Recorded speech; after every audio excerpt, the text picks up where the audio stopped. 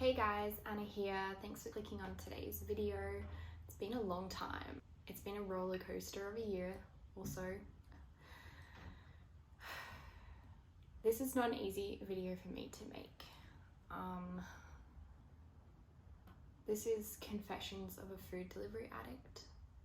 I'm basically just exposing myself today because I've been binge eating, and not only that, financially, I'm crippling myself by ordering food delivery so often.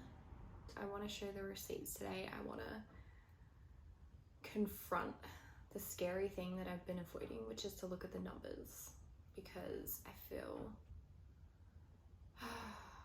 it's scary to know how bad it's getting. I just want to give a bit of a warning.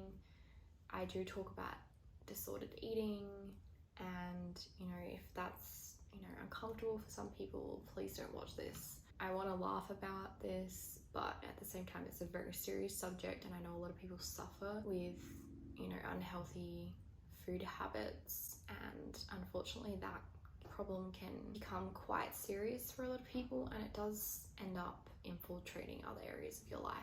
Personally, I noticed that when I started ordering food and binge eating, it felt good for a little while, like I was treating myself, and then it became as a way to really cope with stressful things in my life, and it became a comfort for me despite it making me feel like crap afterwards, of course.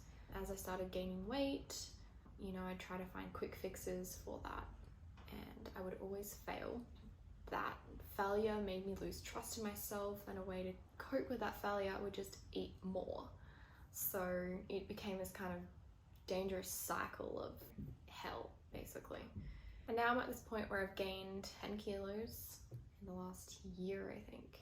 Yeah, I've been depressed. It's affecting my relationship at the moment because I don't feel attractive, I don't feel good, I'm bloated, I'm grumpy, I'm more aggressive than I normally would be because I'm insecure. It's really not good. It's affecting my finances. This video is really about how much money I've spent on these ridiculous food delivery apps. Entirely convenient for introverted people like myself who really don't like going out and socializing, and the pandemic has made that even more apparent. But I just want to be honest and say this is a problem. I really need to just be harsh on myself and admit there is a problem and that I need to deal with that. I thought about even going to therapy. Unfortunately, I just can't afford it. I used to work in mental health, so I do know the costs associated with it. And even with a mental health care plan, it's just I can't afford the gap fee, and the wait times are ridiculous. You just can't get in to see anyone. So I've had to really internally self-parent. In a way it's good to sort of self-reflect, ways that I can perhaps fix this problem. I feel like I really just need to make a video talking about it, because surely I'm not the only one who has this problem. I've filmed this video 4 times. My throat is starting to hurt, so I'm really hoping this is the last time I have to film this. Yeah. It started back in 2019 when I moved back to the state that I live in at the moment. I was 22. I moved into a place and I was living by myself, and it's the first time I've ever lived alone, but it became depressing very quickly because I was alone. I didn't feel like I had any support at the time. My parents don't live here. My boyfriend was still interstate working, and I didn't know when he was officially going to be coming back. I lived on a main road right near an intersection, so it was awkward to get in and out of the property. That was a big stress for me, which actually started the whole food delivery problem, because it felt like the solution at the time. I just have people drop off food at my door, and I don't have to stress about trying to get in and out of the property and locate where things are in that area that I'd never lived in before. So that's where it started, and it continued. I was stressed trying to find work. I didn't know what I wanted to do, and I ended up having to get a job because I just can't afford anything while I'm studying. And the job has been stressful. I've had a lot of health issues, a lot of stemming from the fact that I eat really unhealthily. Just so much junk food. I've never eaten so much junk food in my life. It's been so terrible. I cannot believe the amount of McDonald's and Hungry Jack's and KFC, and I'm surprised my arteries are not just like made of plastic cheese at this point. I would love to be more enthusiastic, but this is really not an enthusiastic subject. The problem is that it's not only that I was ordering delivery food and that it was expensive, it was the amount of food that I was ordering. Like I would order 2 burgers, 2 fries, 2 drinks, or I'd order a burger and fries and then like nuggets and sauces and like chicken tenders and like, it's ridiculous the amount of stuff I would order. And the excuses would come like, oh well, I'll have more to like eat tomorrow because there'll be leftovers, and yet I would still attempt to like try and eat as much as I could. It was just, oh, so bad. I would order food to like take to work the next day, I would take to class because it's convenient.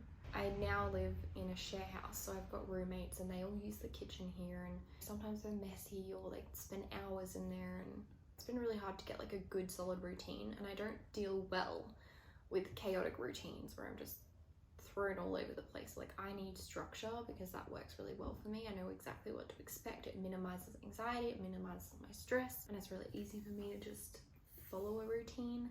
But I also set very unrealistic expectations, and I find it hard to meet those expectations.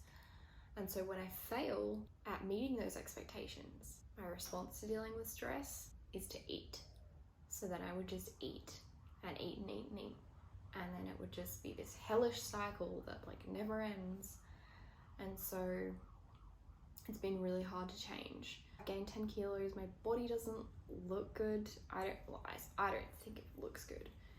I know that's like a personal thing, but compared to what I used to be, I don't feel good. I've had depression, I've had days where I just literally don't even open my blinds, I don't even get out of bed, I just lay there and watch Netflix all day and distract myself with Korean dramas, or I read manga, or I binge watch 5,000 YouTube videos. It's really bad, like really bad. And I started to get bad health effects from it too, like chronic fatigue. I'd just be tired all the time. I'd sleep for 12 hours and I'd still be tired. And I just have like no energy. I got like really bad UTIs, headaches, migraines, just feeling sick all the time, always dehydrated because I never drink enough water. Yeah, it's been really bad. It's affected my relationship. I'm reluctant to be intimate because I don't feel good. I don't think I'm attractive. I'm tired, and it's not fair on my partner. I'm more aggressive because of it too. I'm grumpy, I'm insecure, I'm quick to judge because I feel so terrible, and you know, you start to sort of project that on other people around you because you can't deal with your own emotions. And the next thing to tackle is the financial side of it. It has been financially bad for me too. So we're gonna look at those numbers because I think it's really important that I look at the numbers and see how much it's affecting me financially as well. There are basically 4 delivery companies that I ordered from: Uber Eats, Deliveroo, Menulog, and DoorDash. Most of the orders are through Uber Eats and Deliveroo, but there have been on occasions where I have ordered through Menulog and DoorDash as well, because I generally try to hunt for like the best, you know, the cheapest price, the best price. So we'll start from the least amount of money to the most amount of money. So Menulog, I only ever ordered one thing and I spent $30.05. DoorDash was second, so I spent $526.86 over 20 deliveries with DoorDash. And it's actually fairly recent because they haven't been in Australia for that long, so that's like in the last few months. Deliveroo is the one I've probably used the most this year, and I've spent a total of $1,865.19 over 90 deliveries since 2018. So that's the very first order I had was in 2018, but majority of those deliveries have been this year in 2021. The worst culprit, I spent a whopping $5,840.39 at Uber Eats over 218 deliveries since 2018.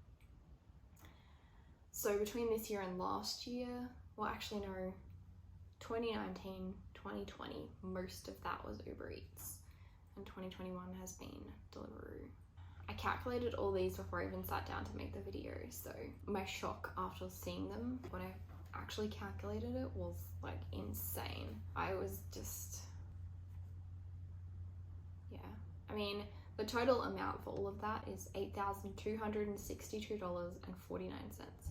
I mean, it's almost $8,300 that I've spent on food delivery. I mean, 30% of that my partner paid for because we do order stuff on weekends, like when we choose to stay in and not go out. But even if 70% of that is what I've spent, that's like insane. The total amount of deliveries was 329 deliveries since 2018. And I averaged out how much I spent per delivery, and it was $25.11. It's a lot of money to be spending on like one meal, especially when you're ordering like a few times a week. Like I would order sometimes like 4 times a week. It was that bad. I really don't want to be this Anna anymore. I can't afford to be this Anna anymore. Physically, like I'm the worst I've ever been in my entire life. And I'm almost 25, so I feel like if I don't want things to just continue to go downhill from here, I really need to change. And I want to feel confident in my relationship again.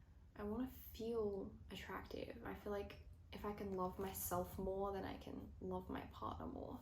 It's been really hard to reciprocate the love he gives me because I don't love myself. And I certainly don't love myself enough to change. So I feel like I've had to get to this point where it's like, this is enough. Delete the apps.